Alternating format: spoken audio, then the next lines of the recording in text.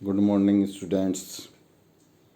आज हम प्राकल्पना के स्रोतों के बारे में परिचर्चा करेंगे। एक अध्ययनकर्ता अनेक स्रोतों से प्राकल्पना ग्रहण कर सकता है। व्यक्ति अपनी स्वयं की सूझबूझ, विचारधारा, कल्पना अथवा अंतर्दृष्टि के आधार पर प्राकल्पना का निर्माण कर सकता है। लुंडवर्ग का मत है कि हम एक उपयोगी प्राकल्पना की खोज कविता, साहित्य, दर्शन, समाजशास्त्रीय साहित्य, मानव जाति शास्त्र एवं सिद्धांतों में कर सकते हैं।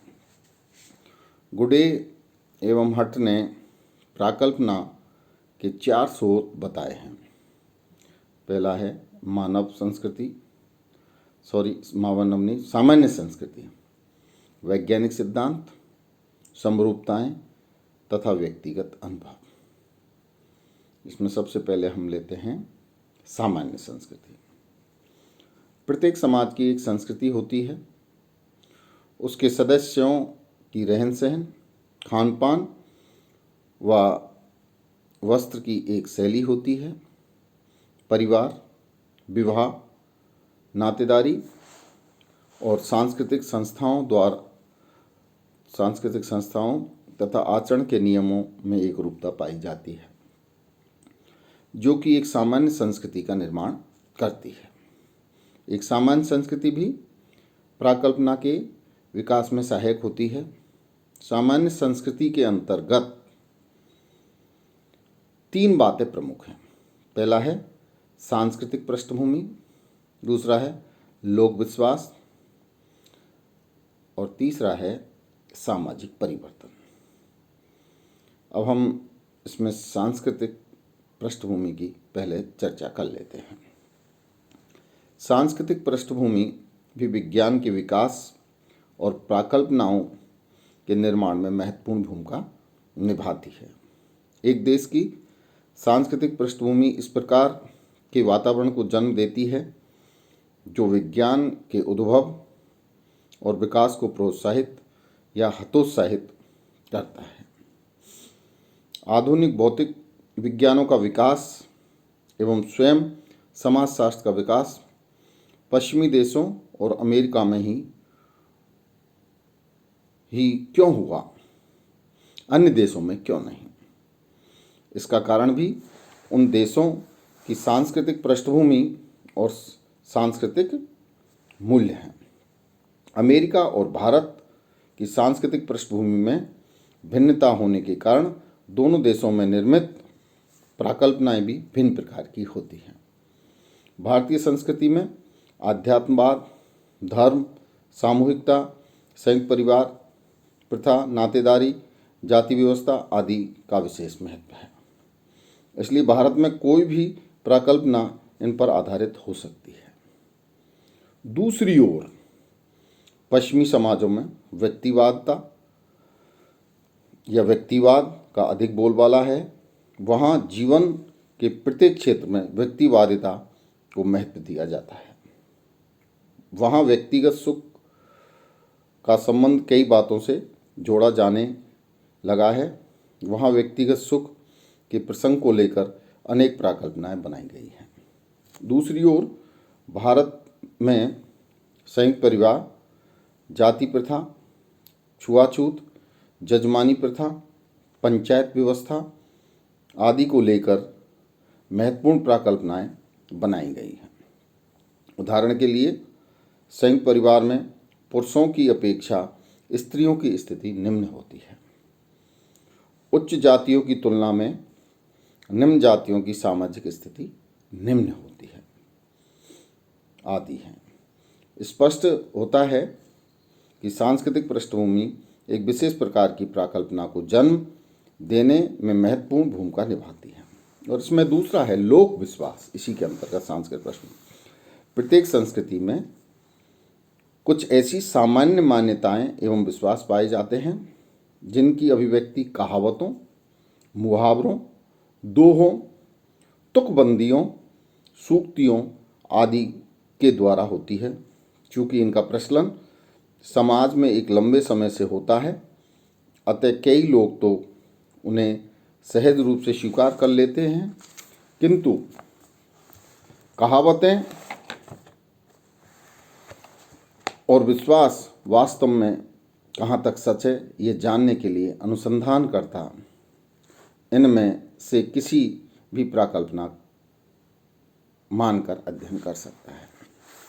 तीसरा है इसमें सामाजिक परिवर्तन। कोई भी समाज और संस्कृति स्थिर नहीं है, समय के साथ इनमें परिवर्तन होना स्वाभाविक है। यह परिवर्तन नई नई प्राकल्पनाओं को जन्म देता है। उदाहरण के लिए भारतीय समाज में होने वाले परिवर्तनों के संदर्भ में कुछ प्राकल्पनाएं इस प्रकार हो सकती हैं। भारत में ज्यों-ज्यों औद्योगिकरण एवं नगरीकरण बढ़ता जाएगा, संयुक्त परिवार टूटेंगे एवं जाति व्यवस्था का विघटन होगा। शिक्षा के प्रसार के साथ साथ भारतीय समाज में स्त्रियों की परिस्थिति उच्च हो जाएगी। प्रजातंत्रीय मूल्यों के प्रसार के साथ साथ समानता की भावना में वृद्धि होगी। दूसरा है वैज्ञानिक सिद्धांत, यानी जो मेन प्रकार उसमें वैज्ञानिक सिद्धांत भी इन्होंने कहा है।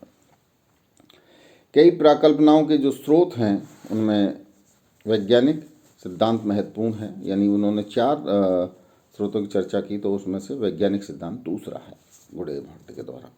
कई प्राकल्पनाओं का आधार समाज में पूर्व प्रचलित वैज्ञानिक सिद्धांत होते हैं।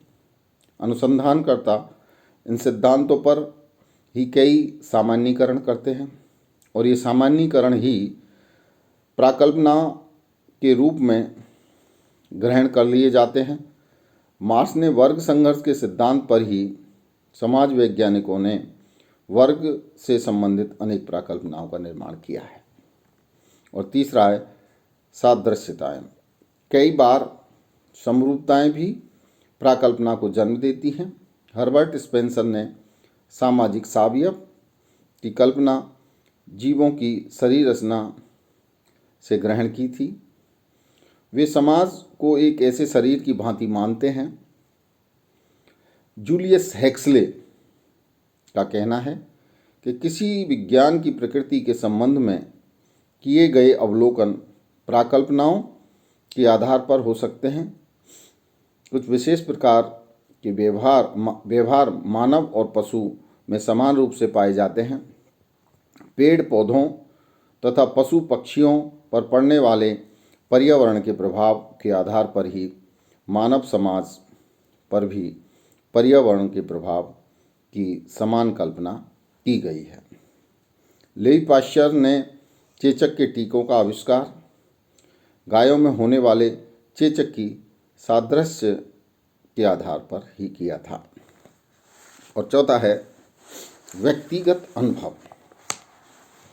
कई प्राकल्पनाएं हैं व्यक्तिगत अनुभवों का परिणाम होती है। क्या होता है? कई प्राकल्पनाएं व्यक्तिगत अनुभवों का परिणाम होती हैं। उदाहरण के लिए लोम्ब्रोसो ने अपराधी जन्मजात होते हैं, इस प्राकल्पना को सैनिकों के अध्ययन से संबंधित अपने व्यक्तिगत अनुभवों के आधार पर ग्रहण किया था।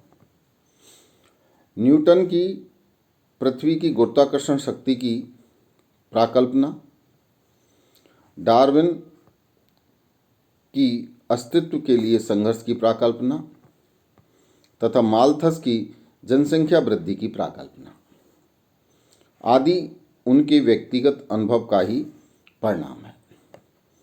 इस प्रकार विविध घटनाओं या अवस्थाओं में एक अध्ययनकर्ता को जो विशेष अनुभूतियाँ होती हैं उसी के आधार पर विभिन्न प्राकल्पनाओं को जन्म भी देती हैं। और 5वां है अंतःप्रज्ञा। अनेक प्राकल्पनाओं का आधार मानव की अंतर्दृष्टि अथवा अंतरात्मा की आवाज़ होती है। जीवन की अनेक घटनाओं के प्रति हमारे निष्कर्ष अंतर्दृष्टि पर आधारित होते हैं। कई बार हम लोगों को यह कहते हुए सुनते हैं, मेरा मन ऐसा कहता है। यही उसकी अंतःप्रज्ञा कही जा सकती है। अंतःप्रज्ञा पर आधारित प्राकल्पनाओं का कई बार परीक्षण करना बहुत कठिन हो जाता है। महापुरुषों तथा आध्यात्मिक गुरुओं द्वारा अनेक निष्कर्ष अंतःप्रज्ञा के आधार पर दिए जाते हैं। और छठा है अनुसंधान एवं साहित्य। कई बार हम अन्य व्यक्तियों द्वारा किए गए अध्ययनों के निष्कर्षों एवं साहित्य के आधार पर भी प्राकल्पना का निर्माण करते हैं। लुंडवर्ग की मान्यता है कि हम कविता, साहित्य, दर्शन, समाजशास्त्र, नए जाति विज्ञान एवं वर्णनात्मक साहित्य तथा कलाकारों और चिंतकों के मानव के सामाजिक संबंधों पर आधारित सिद्धांतों के आधार पर प्राकल्पनाओं का निर्माण कर सकते हैं। धन्यवाद।